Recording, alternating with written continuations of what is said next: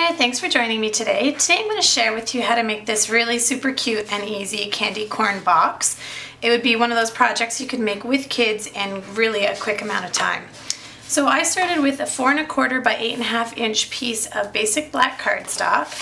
I scored it at 4 1/4 inches, and then I marked the 2 1/8 inch spot on my cardstock at the ends, and I scored it using my Simply Scored tool from the tip here down to my score line.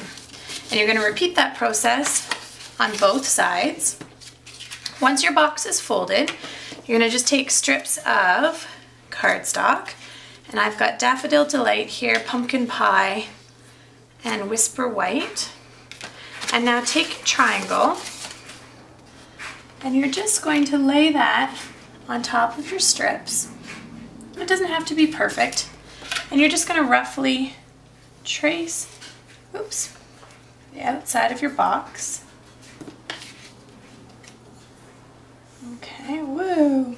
Okay, and I'll fold this edge down and do the exact same thing. Okay, and when you're done that, you're then just going to cut about 1/4 of an inch outside those lines, and then round your top, and again about 1/4 of an inch on the outside of those lines. Okay, obviously this is the back side, and then again you're just going to round your edges.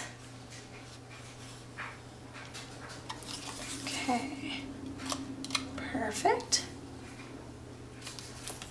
And now putting the good side up, you just want to make sure that they line up and that you're happy with how they line up. My pumpkin pie is a little bit wide there, so I'll do a little bit of trimming. Oh, and it's a lot wider than I did my white, so I'm just going to trim that up. Just use my cutter and I will be right back. Alrighty, so I've just applied adhesive on the triangle part of the front of my box, and now I'm just going to line up my cardstock strips. Oops, roughly centered, here we go. Okay, and we'll just work our way up. Here we go, and then attach our white.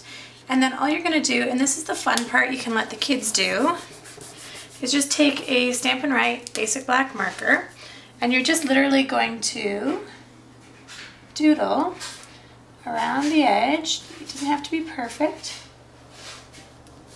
Okay, and just kind of, when your hand gets tired, you can lift it, or if it needs a little break. It's kind of my rule of thumb when I doodle.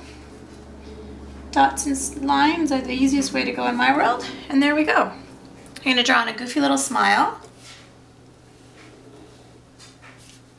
Okay, a couple little eyebrows, some fangs for fun. And then after the fangs were drawn in, I just took a a white gel pen, and I colored in the teeth. But let me show you first how this box goes together. So there's no adhesive required to close this box. What you're going to do is take your tabs, and you're going to close one side up first. So I have that one side closed, and then take a crocodile and just punch a hole in the side of the box. And then you're going to open that side and do the same with the opposite side. Okay, and then we'll come in here and crocodile a hole. Okay, and now to close the box, obviously you'd fill it with treats, but the easiest way I've found is starting at the front panel, go through the front, then go through the back, and then go through the back again, and then you're going to go through the front. And the reason you're doing that is then your tabs will go backwards on your box. You just tie a cute little bow.